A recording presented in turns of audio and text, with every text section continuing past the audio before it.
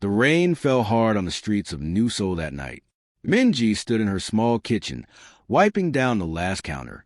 Her restaurant was empty now. The dinner rush had been slow again. Only 5 customers all evening.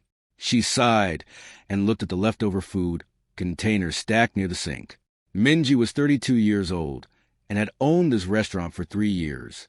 It was not fancy, just a small place with 8 tables and a kitchen she could barely turn around in. But it was hers. Every pot, every plate, every recipe came from her heart.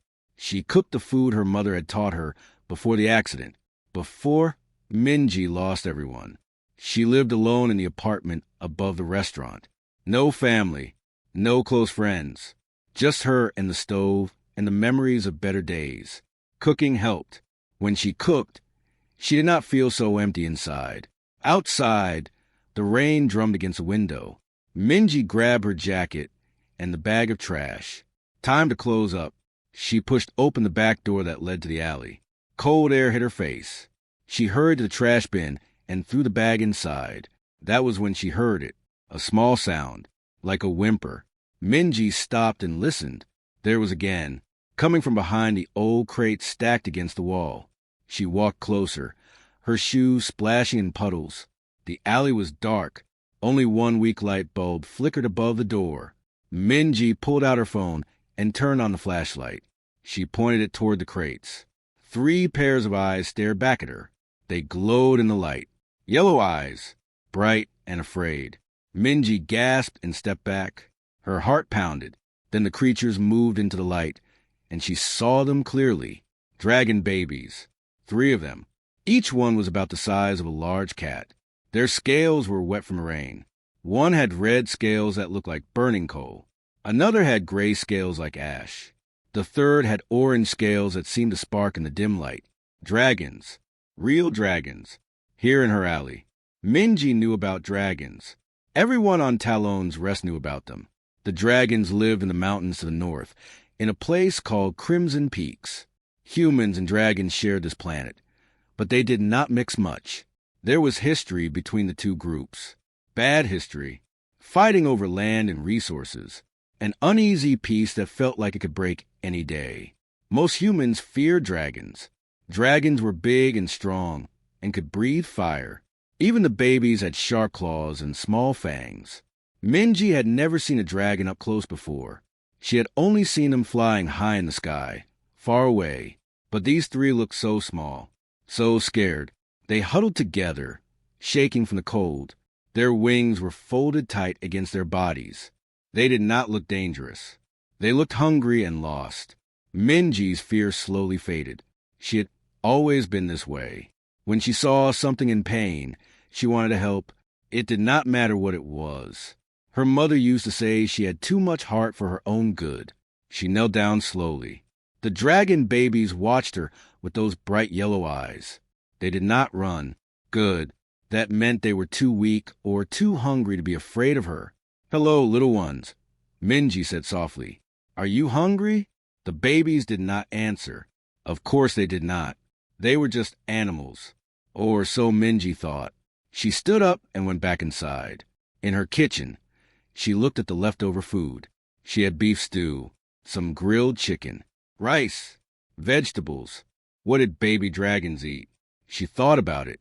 They were reptiles, right? They probably needed protein. Meat. She grabbed the leftover chicken and the beef stew. She put them in a large bowl and mixed them together. Then she added some of the broth from the stew to make it easier to eat. She warmed it up just a little. Not too hot, just warm enough. Minji carried the bowl back outside. The rain had slowed to a drizzle now. She set the bowl down a few feet from the crates and stepped back. The dragon babies watched her. They sniffed the air. Their little noses twitched. The red one moved first. It crawled forward slowly, keeping its eyes on Minji. It reached the bowl and sniffed again. Then it took a bite. Its eyes went wide. It made a small happy sound and dove into the food. The other 2 rushed forward and joined in. Soon all 3 were eating like they had not seen food in days. Minji smiled. It felt good to see them eat. It felt good to help. She stood there in the rain and watched until they finished every bite. When the bowl was empty, the three babies sat back and looked at her. The red one tilted its head to the side, like it was trying to figure her out. "You are welcome," Minji said. "Now go home. Your mother must be worried." But the babies did not leave. They curled up together near the warm air vent on the side of her building. Within minutes, they were asleep.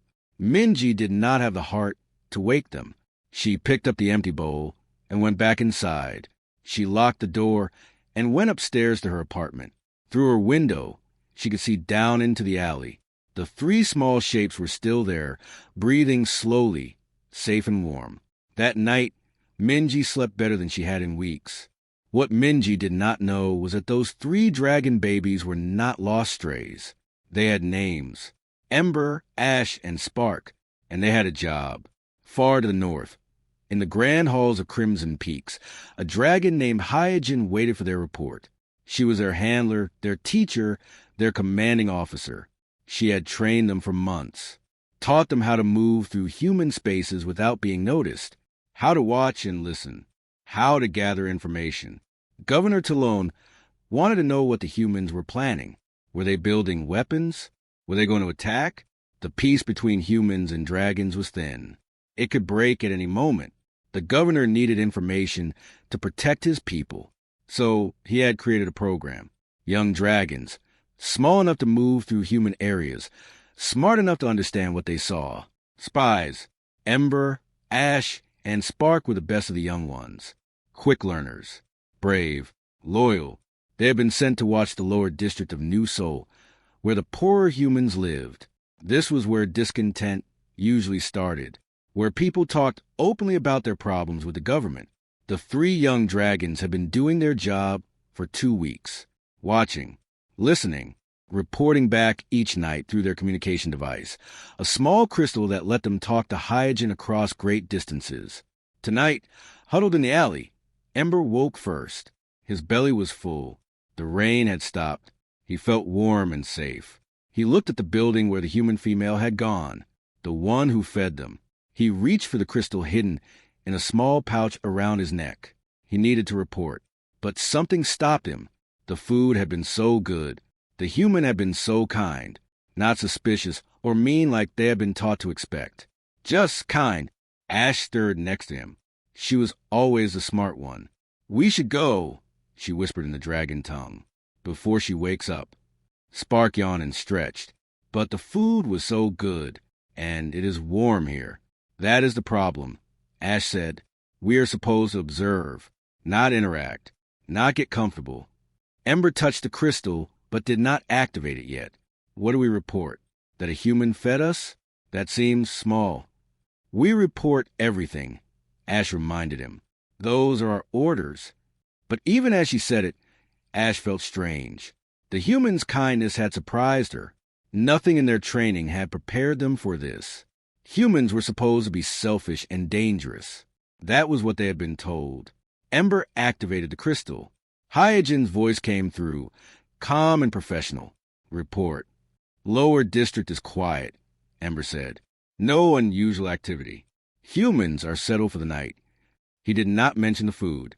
He did not mention the kindness. It felt private somehow, special, something that did not need to be in a report. "Understood," Hyojin said. "Return to base." Ember looked at his companions.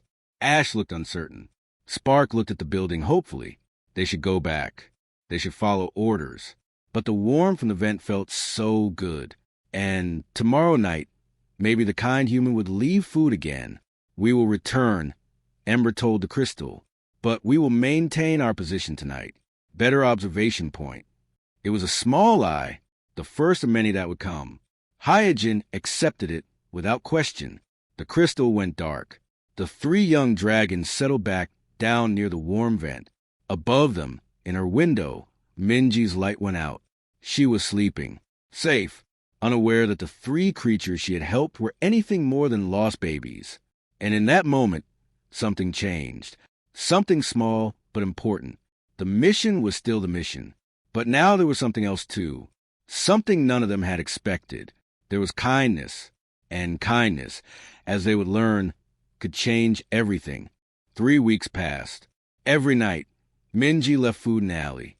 Every night, the 3 dragon babies came to eat. They always arrived just after she closed the restaurant, like they knew her schedule. Minji began to look forward to seeing them. They were the closest thing to family she had now. She gave them names, not knowing they already had their own. The red one she called Ember, because his scales glowed like hot coals. The gray one became Ash, for her soft silver color. The orange one she named Spark, because of the way his scales seemed to shimmer with energy. Minji learned their personalities. Ember was brave and curious. He always ate first and explored the alley while his siblings finished their food. Ash was careful and watchful. She studied everything Minji did with those intelligent yellow eyes. Spark was playful and energetic. He liked to chase the moths that flew around the light bulb. One evening, Minji brought out a thick blanket along with the food. The nights were getting colder. She spread the blanket near the warm vent. "Here," she said softly. "This will keep you warmer." The 3 babies looked at the blanket, then at each other. Ember stepped onto it first. His eyes widened. He made a small chirping sound and circled 3 times before lying down. The others joined him immediately. Soon all 3 were curled up together on the blanket, making happy little rumbling noises. Minji smiled. The sound reminded her of purring cats. "You like that, do not you?" she said. She sat down on an old crate nearby. Usually she went back inside right away. "Tonight," she stayed. "I had a family once," Minji said quietly. The babies watched her with sleepy eyes. A mother, a father, a younger brother. We were coming here to start a new life. But the transport ship had an accident. I was the only one who survived. She had never told anyone this story. Not out loud. But somehow, talking to these little creatures felt safe. They could not judge her. They could not pity her. They were just babies who needed care. "Sometimes I feel so lonely," Minji continued. "The restaurant keeps me busy during the day. But at night, the silence is too loud. Do you understand?" Ember lifted his head and looked at her, really looked at her. His eyes seemed sad. Minji laughed a little. "Of course you do not understand. You are just babies. But thank you for listening anyway." What Minji did not know was that Ember understood every single word. So did Ash and Spark. Dragons were born with the ability to understand languages. It was part of what made them such effective spies. They had listened to Minji's pain, and it hurt them to hear it. After Minji went inside that night, the 3 young dragons stayed quiet for a long time. Finally, Ash spoke. "She is alone, like us." "We are not alone," Spark said. "We have each other. We have Hyojin. We have the governor." "But we are far from home," Ember said softly. "We are pretending to be something we are not. In a way, we are alone too." Ash looked up at the window where Minji's light had just turned on. "She lost her whole family, and still she feeds us. Still she cares for us." "Why?" "Because she is kind," Ember said. "Even though she has nothing, even though she is in pain, she is kind. That is not what we were taught about humans." Spark said quietly. "No, it was not. Their training had told them humans were selfish and greedy, that humans only cared about themselves, that humans would hurt dragons if given the chance. But Minji had hurt no one. She had only helped." The next morning, the 3 dragons had their regular check-in with Hyojin. They reported the usual things. Human activity in the district, conversations they had overheard, the locations of security patrols. But they said nothing about Minji, nothing about the food or the blanket or the stories she told them. Hyojin noticed something was different. The young dragon seemed distracted. "Is everything all right?" she asked. "Yes, Handler," Ember said quickly. "Everything is fine." But Hyojin was not convinced. She had been working with young dragons for years. She could tell when they were hiding something. Still, she did not push. If it was important, they would tell her eventually. Or so she hoped. Meanwhile, in the human settlement, tensions were rising. Dohayan, the settlement leader, called a private meeting with the security team. They gathered in his office, a simple room with a desk and a few chairs. "The mining dispute is getting worse," Dohayan said. He was a tall man with gray hair and tired eyes. "The dragons claim we are taking more than our share of the minerals. They are threatening to cut off access to the northern mines." "What do we do?" asked one of the security officers. "We prepare," Dohayan said. Quietly, "I do not want to start a war, but I will not leave our people unprotected. Install more security barriers around the settlement. Increase patrols. Make sure our emergency shelters are ready." The officers nodded and left to carry out their orders. Dohayan sat alone in his office, staring at a map of the settlement. He did not want conflict, but he had to protect his people. That night, Ember, Ash, and Spark watched as workers installed new security barriers near the edge of the settlement. They saw the increased patrols. They knew what it meant. The humans were preparing for a possible war. "We have to report this," Ash said. Her voice was steady, but she sounded sad. "This is exactly what the governor needs to know. If we report it, the governor might think the humans are planning to attack," Spark said. "He might attack first. But if we do not report it, we are failing our mission," Ember said quietly. "We took an oath to serve our people, to protect them." The 3 young dragons were caught between duty and doubt. They reported the security preparations to Hyojin because they had to, but they tried to explain that the humans seemed scared, not aggressive, that the barriers looked defensive, not offensive. Hyojin listened carefully and passed the information to Governor Talon. The governor received the report in his great hall, a massive cave decorated with crystals and ancient dragon artifacts. He read it with growing concern. "They are fortifying their settlement," he said to his advisors. "This confirms what we suspected. They are preparing for conflict." "Perhaps it is only defense, Governor," one advisor suggested. The young spies noted the barriers seemed protective. "Or perhaps that is what they want us to think," another advisor argued. "Humans are clever.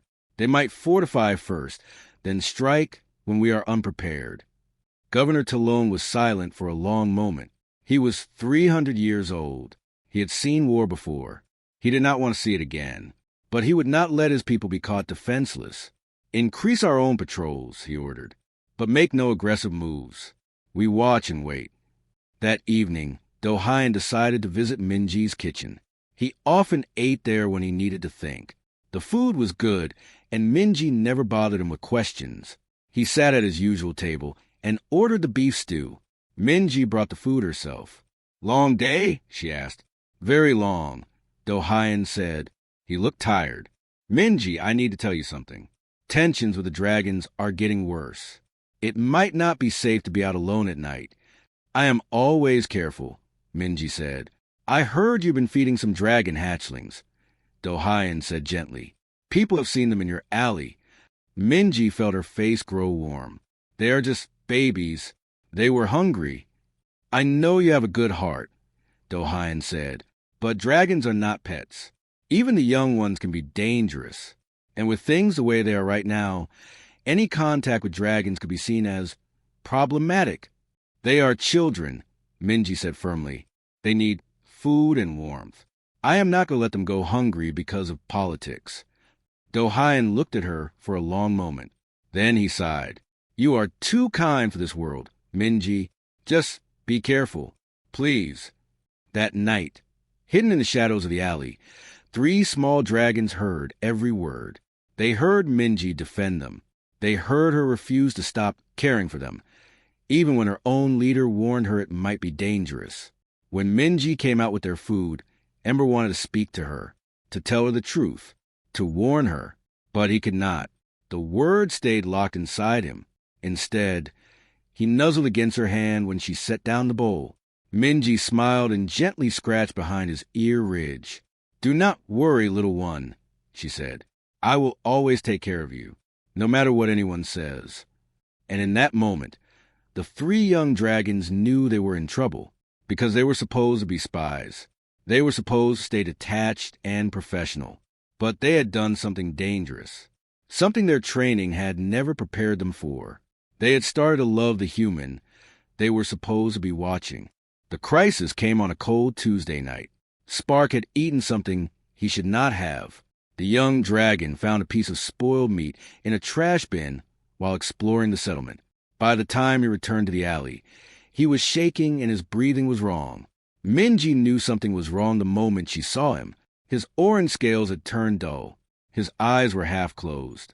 He lay on the blanket, unable to even lift his head to eat. What happened?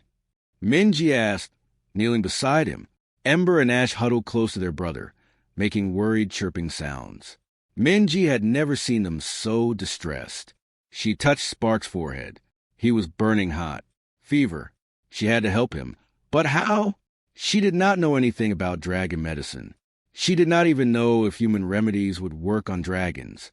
But she had to try. Stay here, she told Ember and Ash. She ran inside and grabbed her medical kit.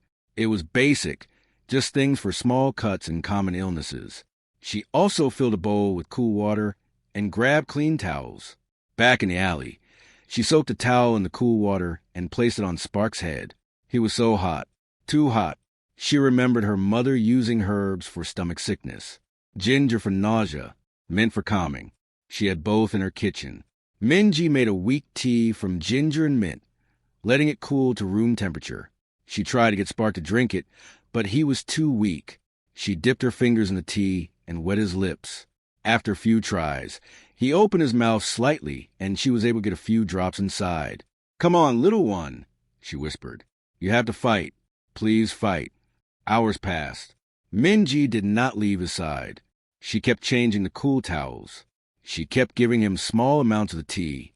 She talked to him softly, telling him stories about her brother, about the games they used to play, about anything she could think of to keep him focused on her voice. Ember and Ash watched everything. They saw Minji's hands shake with fear. They saw the tears on her face. They heard her voice break when she begged Spark to hold on. And they understood something important. This human truly cared. This was not an act. This was love. Ember wanted to call Hyojin. Dragon healers could help.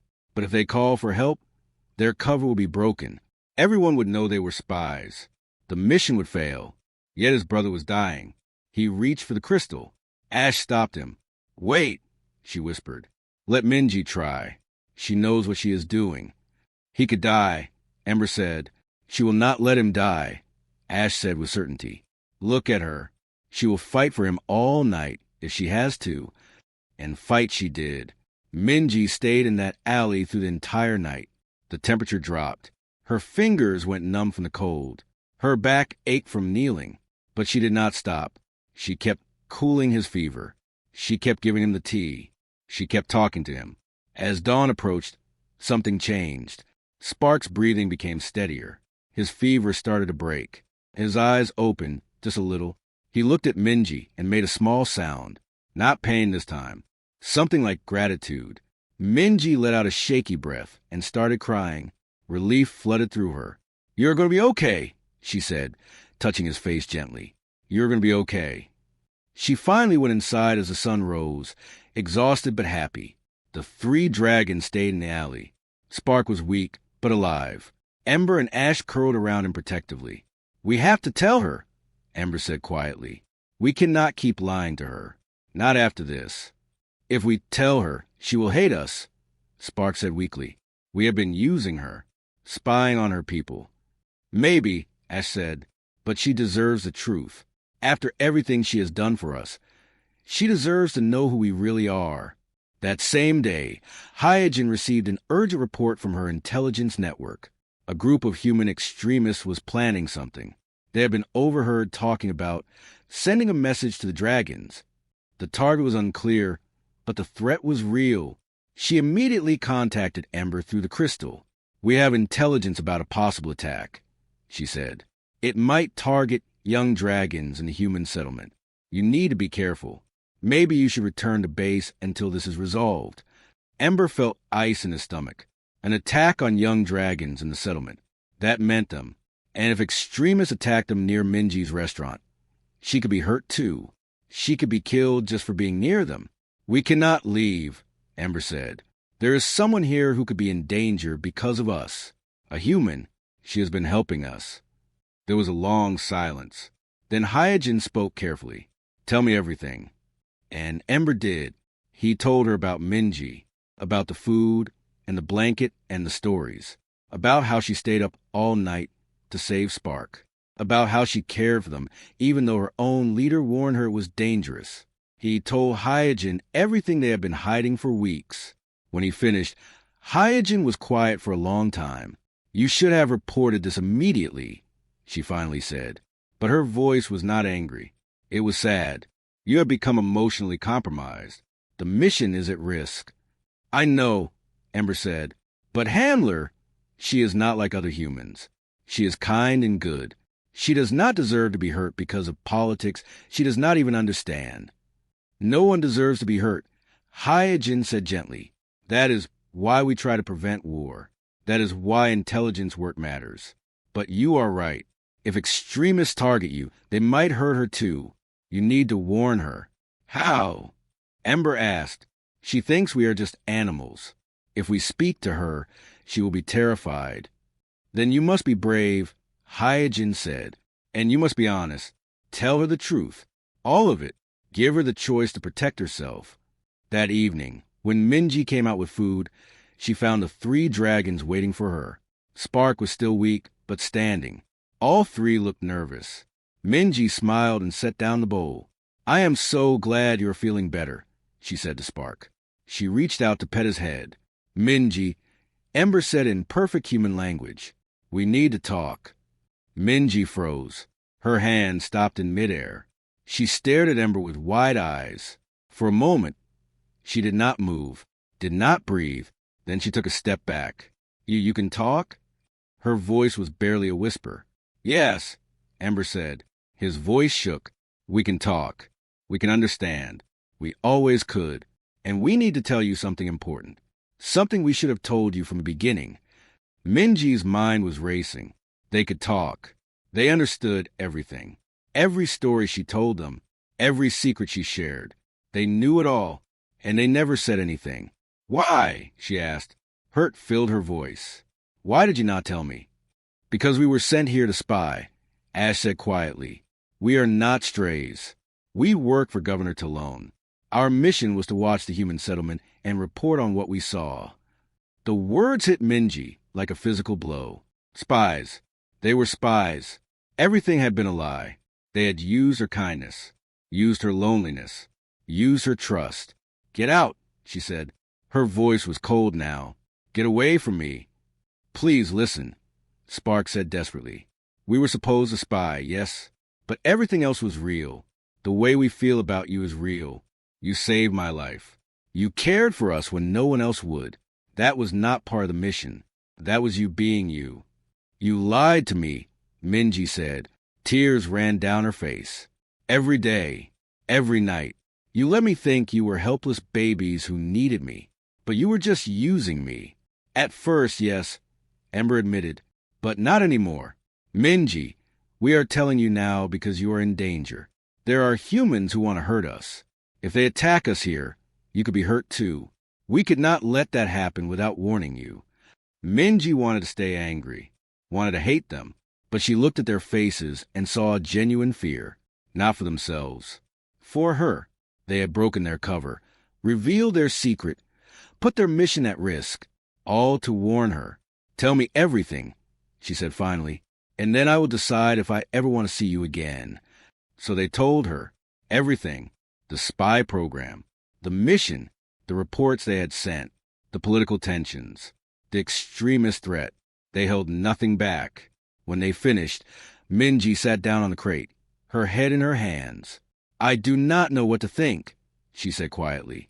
"You lied to me, but you're also still just children following orders. And now you are trying to protect me."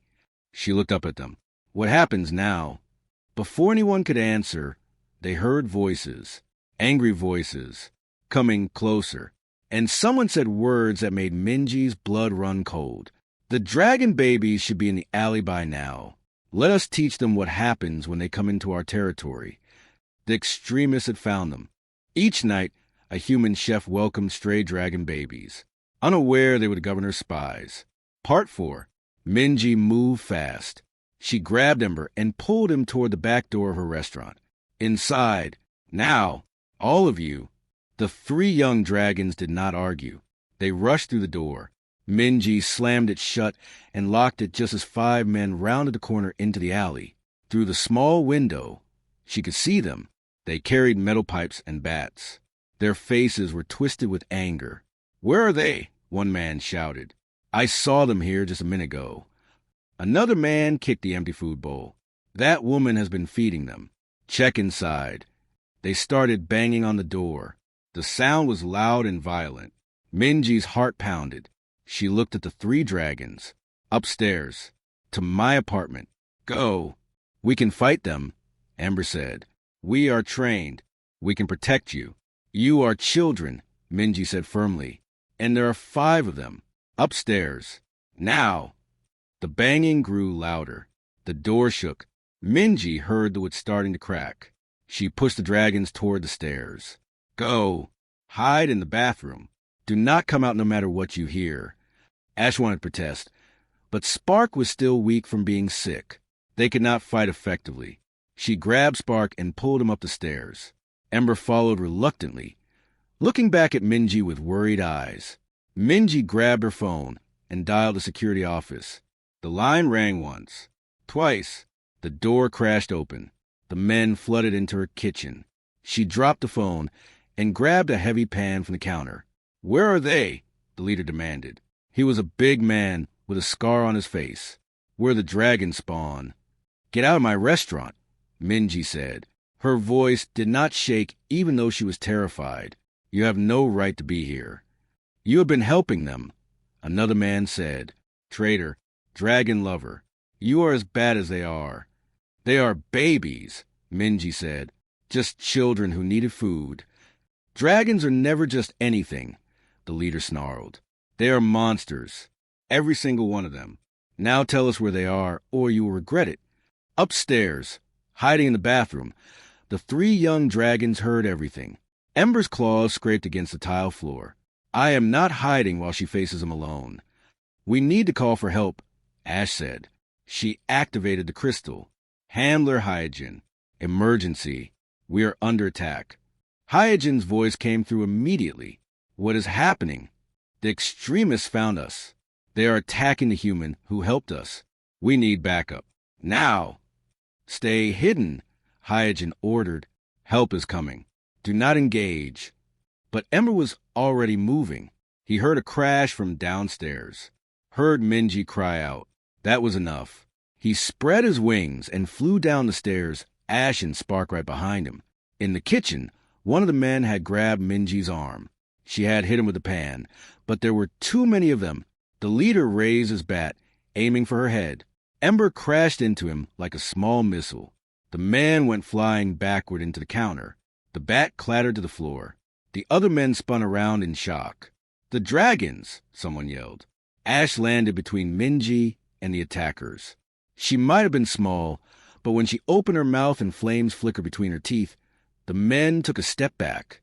Even young dragons could breathe fire. Not much, but enough to burn. Spark, still weak, positioned himself in front of Minji. His legs shook, but he did not move. He would protect her, even if it killed him. "You want to hurt her?" Ember growled in human language. The men's eyes went wide with shock. "You will have to go through us first." "They can talk," one man whispered in fear. "So what?" the leader said, recovering from Ember's attack. He picked up his bat again. "There are 5 of us and 3 of them. They are still just babies." The fight was chaos. The men attacked with their weapons. The young dragons fought back with claws and small bursts of flame.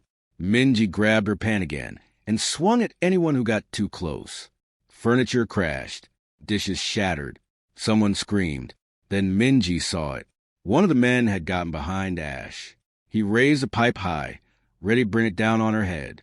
Minji did not think. She just moved. She threw herself between them. The pipe hit her shoulder instead of Ash's head. Pain exploded through Minji's body. She fell to the ground. Gasping, the man raised the pipe again. Ash screamed, not a human scream, a dragon scream, high and piercing and full of rage. She unleashed the biggest flame she had ever produced. The man's shirt caught fire. He dropped the pipe and ran, beating at the flames. Outside, sirens wailed. Security was coming. The extremists heard it too. "We need to go," one of them shouted. The leader hesitated, looking at the 3 young dragons standing over Minji's fallen body. Then he ran and the others followed. The moment they were gone, Ember was at Minji's side. "Minji? Minji, please wake up." She opened her eyes slowly. Her shoulder hurt terribly, but she was alive. She looked at the 3 worried faces hovering over her. "Are you all okay? Are we okay?" Spark said in disbelief. "You just took a hit meant for Ash. You are hurt because of us. You are my responsibility." Minji said simply, "I cannot let them hurt you." Security forces burst through the broken door. Do-Hyen was with them, his face pale with worry. "Minji!" He rushed to her side. "We got your call. Are you hurt?" "My shoulder," she said, "but I will be fine." Do-Hyen saw the 3 dragons for the first time. His hand went to his weapon. Ember stepped forward. "We mean no harm. We were protecting her. The extremists attacked us both." Do-Hyen stared. "You can speak." "Yes, and there is much we need to tell you. But first, please help Minji. She saved us."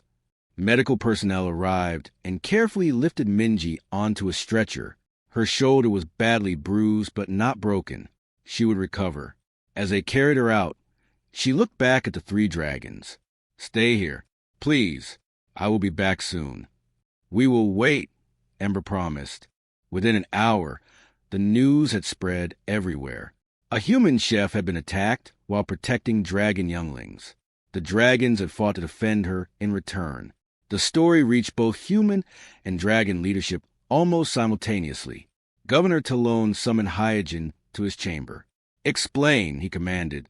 "Why were our young spies fighting alongside a human? Why did they break their cover?"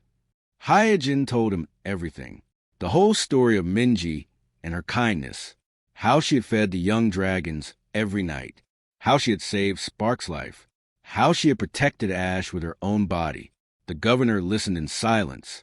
When Hyojin finished, he was quiet for a long time. Finally, he spoke. This human, she knew they were dragon young. She knew the risks, and still she cared for them? "Yes, Governor. And when she learned they were spies, she was angry, hurt, but when they were attacked, she still fought to protect them." Governor Talon stood and walked to the window. Outside, he could see the mountains that separated dragon and human territories. "I have lived 300 years, he said quietly. "I have seen much war between our kinds, much hatred. I believed humans could not be trusted, that they saw us only as monsters." He turned back to Hyojin. "But this one human saw our young not as monsters, but as children who needed care. Even knowing they had deceived her, she chose compassion over anger. Even facing violence, she chose protection over revenge." "What would you have me do, Governor?" Hyojin asked. "I want to meet this human," Governor Talon said, "and I want to speak with a human leader. Perhaps it is time we tried a different path." At the medical center, Minji woke to find Do-Hyen sitting beside her bed. Her shoulder was wrapped in bandages and hurt when she moved, but the pain medicine helped. "The dragons?" she asked immediately. "Safe," Do-Hyen said. "They are at your restaurant. Security is watching over them. Minji, they told me everything. About being spies. About their mission. About you." "I am sorry," Minji said. "I did not know what they were. I just wanted to help." "Do not apologize," Do-Hyen said gently. "What you did, Minji, you might have just prevented a war. The governor wants to meet with me. With you, he wants to talk about peace." Minji blinked in surprise. "Me? Why me? I am just a chef." "Exactly," Do-Hyen said with a small smile. "You are just a chef who fed hungry children. And somehow, that simple act of kindness might change everything." The meeting was held in the neutral zone between human and dragon territories. A large tent had been set up on the flat ground where neither side had claimed ownership. Security from both sides watched carefully, but their orders were clear. No weapons, no aggression. This was a chance for peace. Minji sat in a chair, her arm still in a sling. She felt very small and very nervous. To her left sat Do-Hyen in his formal leader's coat. To her right stood Ember, Ash, and Spark. The three young dragons had refused to leave her side. Across the table sat Governor Talone. He was enormous. Even sitting down, he towered over everyone. His scales were deep crimson, ancient and scarred from centuries of life. His yellow eyes were sharp and intelligent. Next to him stood Hyojin, the handler, looking nervous but proud. The governor looked at Minji for a long moment. She tried not to shake under that powerful gaze. Finally he spoke. His voice was deep like thunder. "You are the human who fed my young spies." "I did not know they were spies," Minji said quietly. "I thought they were lost children who needed help. And when you learned the truth, when you discovered they had deceived you..." Minji glanced at the three young dragons. "I was angry. I felt betrayed. But they are still children. They were following orders from adults. I understood that." "You protected them," the governor said. "Even after learning they had used you, you took a weapon strike meant for Ash. Why?" Minji thought about the question. How could she explain it? Because in that moment, all I saw was someone trying to hurt a child. I could not let that happen. It did not matter what species she was or what she had done. She needed protection, and I could give it. The governor was silent. Then he turned to Dohayan. "And you, human leader, what do you make of this situation?" Dohayan spoke carefully. "I believe Minji represents the best of what humans can be. She saw need and responded with kindness. She faced betrayal and chose understanding. She encountered violence and offered protection. These are the values we should build our society on." "Pretty words," the governor said, "but I have heard pretty words before. Words are easy. Actions matter. Your people installed security barriers. Your people attacked dragon young. The barriers were defensive," Dohayan said. "We were afraid. Tensions were high. But the attackers were extremists. They do not represent our government or our people. We have arrested them all. They will face justice." "And your mining operations?" the governor pressed. "You take more than your share." "That is a misunderstanding," Dohayan said. He pulled out a data pad. "Our records show we have stayed within the agreed limits. But if there is a dispute about the measurements, I propose we bring in a neutral third party to verify the numbers. Let fact decide, not accusations." The governor considered this. A reasonable suggestion. But it does not solve the larger problem. Our peoples do not trust each other. Fear breeds conflict. How do we change that? Ember stepped forward. His voice was young but clear. "Governor, may I speak?" The governor nodded. Ember took a deep breath. "We were sent to spy because we did not trust humans. We were taught that humans were selfish and dangerous. But Minji showed us something different. She showed us that kindness exists across species. That compassion does not require us to be the same." Ash spoke next. "We learned more about humans from living with Minji for a few weeks than we could have learned from years of spying. We learned that fear makes everyone build walls, but kindness builds bridges."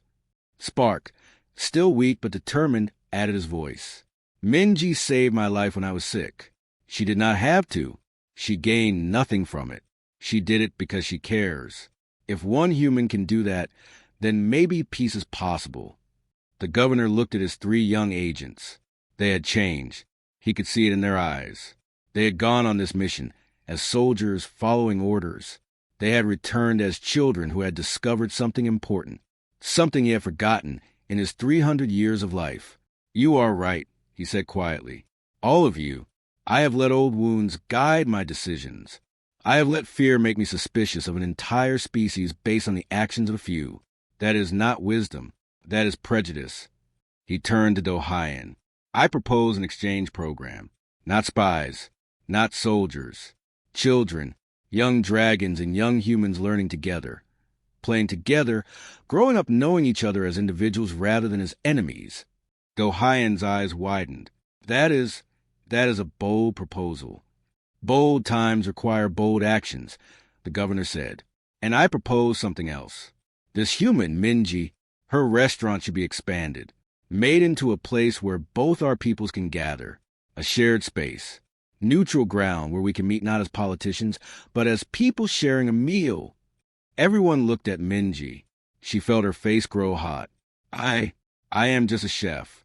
I do not know anything about politics or peace programs. Exactly, Dohayan said with a smile. You are not a politician. You are someone who sees hungry children and feeds them. That is exactly what we need. Both governments will fund the expansion, the governor said. Dragon architects and human builders working together. It will be the first joint project of our new peace. Minji looked overwhelmed. What about them? She pointed to Ember, Ash, and Spark. They were your spies. What happens to them now? The governor looked at the three young dragons. They are released from intelligence service. They have served their purpose, though not in the way I expected. If they wish, they may join the exchange program.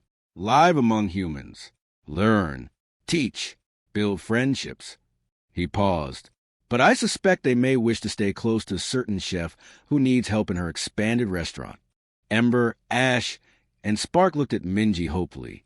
She laughed, the first real laugh in days. Well, I suppose I could use some kitchen help. As long as you promise no more secrets. No more secrets, they promised together. The formal agreements took weeks to finalize. There were details to work out, rules to establish, concerns to address. But the hardest part was over. Both sides had agreed to try. 3 months later, Minji stood in front of her restaurant. It was barely recognizable. The small building had been expanded into something beautiful. Large windows let in natural light. The dining room was 3 times its original size, with tables designed to accommodate both human and dragon bodies. The kitchen was state-of-the-art, big enough for Minji and her new assistants to work comfortably. A new sign hung above the door. It showed a human hand and a dragon claw meeting in friendship. The words were written in both human and dragon script. Minji's kitchen, where all are welcome. Inside, Ember carefully chopped vegetables. His claws were surprisingly good at precision work. Ash stirred a large pot of stew, adjusting the spices by smell. Spark, fully recovered, arranged plates for the evening service. The restaurant had become more than just a place to eat. It was a symbol. Every night, humans and dragons sat at tables together. They shared meals. They talked. They laughed. Some were still nervous around each other. But that was okay. Change took time. The exchange program had begun. Young dragons attended human schools. Young humans visited dragon rookeries. There were challenges, misunderstandings, cultural differences that took patience to navigate. But every day, the barriers came down a little more. Governor Talon and Dohayan met regularly now, not always in formal settings. Sometimes they came to Minji's kitchen and ate together, discussing matters over bowls of her famous stew. The political relationship was still delicate, but it was growing stronger.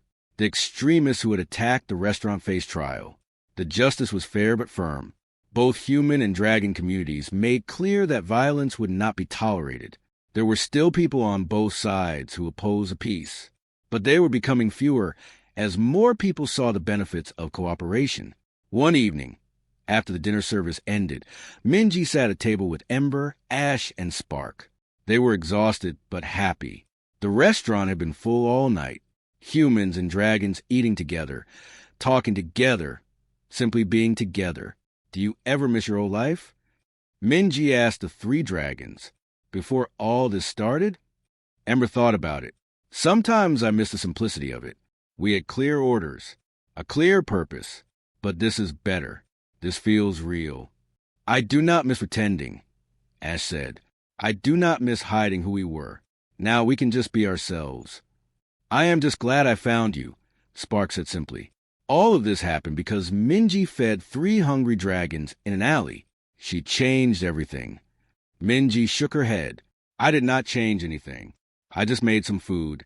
You 3 were the ones who were brave enough to trust. Brave enough to tell the truth, even when it was hard. Brave enough to fight for what was right. We learned that from you, Ember said. You taught us that being strong does not mean being hard.